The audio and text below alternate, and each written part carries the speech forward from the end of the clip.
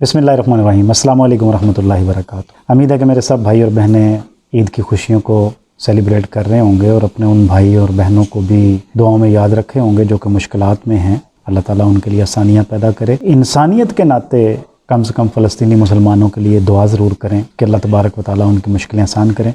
मैं भी बड़ा खुश हूँ इस हवाले से कि एक मेरी आप सब भाइयों और बहनों के तावन से वीडियो वायरल हुई और उस पे 200K से भी ज़्यादा व्यूज़ अब तक अल्हम्दुलिल्लाह आ चुके हैं। और दूसरा ये है कि अल्लाह तबारक व तआला ने मेरी सिस्टर को एक बड़े खूबसूरत से बेटे से नवाजा। अब ये है कि मैं ना कुछ एक बात आपसे करना चाहता हूँ। बाज़ औक़ात ना ये आप यूँ समझें कि एक बड़ा भाई होने के नाते या दोस्त होने के नाते, गाइज़ इसको आप मेरी नसीहत समझिएगा। बाज़ औक़ात हम दोस्तों की महफ़िल में बैठे होते हैं, किसी असम्बली में बैठे होते हैं, किसी महफ़िल में बैठे होते हैं, किसी जो है ना फ्लोर पर, सेमिनार पर, हमारे जहन में एक बड़ी ज़बरदस्त दलील आ रही होती है और उस दलील के नतीजे में ये होता है कि मैं अगले बंदे को लाजवाब कर दूंगा। और जैसे वो कहते हैं ना कि आज तो मैं जनाब हर एक को हला के रख दूंगा। उस दलील को रोक लें। इसलिए रोक लें कि उस दलील के नतीजे में आप ताल्लुकात से महरूम हो जाएंगे। लिहाजा उस दलील को अपने तक रखें, उसको रोक लें और ताल्लुकात को या बंदे को बचा लें। आज इसी हवाले से सेल्फ़ अवेयरनेस के हवाले से मैं एक वीडियो बनाना चाहता हूँ।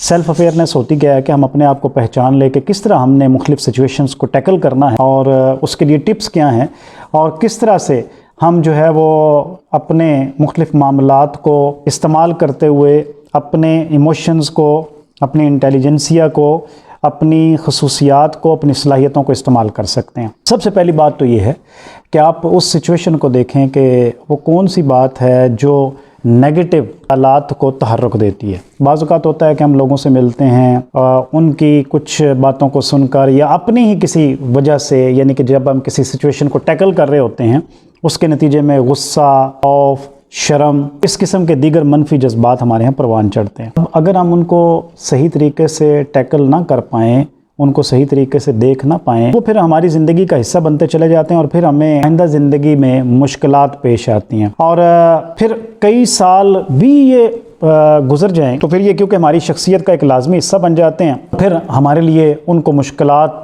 काबू पाना और उन मुश्किलात के मुताबिक फ़ैसला करना, बर वक्त फ़ैसला करना मुश्किल हो जाता है। अच्छा, फिर दूसरा ये है कि आपको ये भी पता होना चाहिए कि किसी भी चीज़ के लिए जवाब देना का तरीक़ाकार क्या है, यानी कि आप रिस्पॉन्ड कैसे करते हैं किसी भी मौका पर, किसी भी बात का, किसी भी सिचुएशन का। आप अपने आप को किसी सिचुएशन का ग़ुलाम ना बनाएं, होस्टेज ना बनाएं, अपने ख़यालात का, अपने हालात का, अपने मामलात का। यानी कि अगर आप मायूस हो जाते हैं, आप मायूसी को अपने ऊपर गालिब कर लेते हैं। मसलन जैसे हम यूट्यूबर्स हैं तो हम इस मायूसी को अपने ऊपर गालिब कर लें कि व्यूज़ तो आते नहीं हैं तो इसलिए वीडियो बनाने का क्या फ़ायदा है। देखें मेरे भाई और बहनों, अगर आप उस सिचुएशन को इस तरह कल्टी करें, इस तरह उसको टैकल करें कि मैं अपनी मेहनत जारी रखूँगा, बाकी मामलात आप अल्लाह पे छोड़ दें, इंशाअल्लाह ताला एक वक्त आएगा कि आपके पास व्यूज़ भी आएंगे, जैसे मैंने आपको अपनी वीडियो के हवाले से बताया। और इसको आप किसी भी वक्त, किसी भी जगह पर अकेले बैठकर सोचें। जब तक आप अकेले बैठकर नहीं सोचेंगे ना, देखें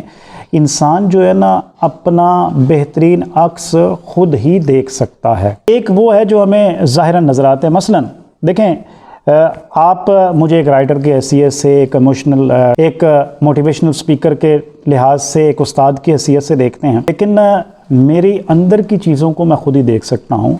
जैसे अल्लाह ने फरमाया, फ़क़द आरफ़ नफ़्सहु फ़क़द आरफ़ रब्बहु, जिसने अपने नफ्स को पहचान लिया उसने अपने रब को पहचान लिया। अपने आप को देखने की कोशिश करें और फिर यह है कि अपने आप को ना चीज़ों का जवाब देने के लिए जब आप सिचुएशन को टैकल कर रहे होते हैं तो कुछ टाइम दें। जब आप फौरी तौर पर रिस्पॉन्ड करते हैं तो बाज़ औक़ात हम गलत फ़ैसले कर बैठते हैं और जिसके नतीजे में हमें बहुत सारी जो है ना गलतियों का, जैसे मैंने आपको बताया कि अगर आपके ज़हन में वो बात आ रही है तो उसको रोक लें क्योंकि ताल्लुकात बचाने हैं आपने। फिर तीसरी चौथी बात यह है कि उन चीज़ों के बारे में सोचें जो आपको खुश रखती हैं। मसलन आप दोस्तों की मजलिस में बैठकर खुश होते हैं, आप अपने घर वालों के दरमियान बैठकर खुश होते हैं, आप गार्डनिंग करके खुश होते हैं, आप किताबें पढ़कर खुश होते हैं, आप किसी जगह पे लॉन्ग ड्राइव के लिए चले जाते हैं یا آؤٹ ڈور ایکٹیویٹیز کو پسند کرتے ہیں، اس سچویشن کو پہچانیں کہ کون سی چیز آپ کو خوشی دیتی ہے۔ خوشی کا ایک چھوٹا سا لمحہ بھی انسانی زندگی کو تبدیل کر کے رکھ دیتا ہے، اور بعض اوقات مایوسی کا ایک چھوٹا سا لمحہ انسانی زندگی کے خاتمے کا باعث بنتا ہے۔ لہٰذا ان چیزوں کے بارے میں سوچیں جو آپ کو خوشی دیتی ہیں۔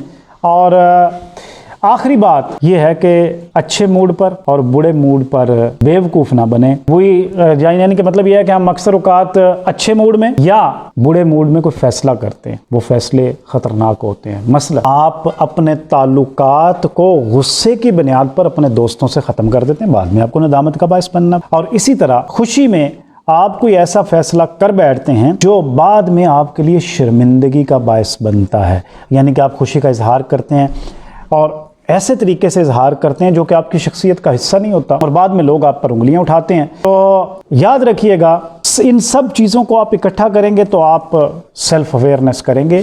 آخر میں میری دعا ہے کہ اللہ تبارک و تعالیٰ آپ کو خوشیاں اور آسانیاں عطا کرے، اور پھر ان خوشیوں اور آسانیوں کو تقسیم کرنے کی توفیق عطا فرمائے۔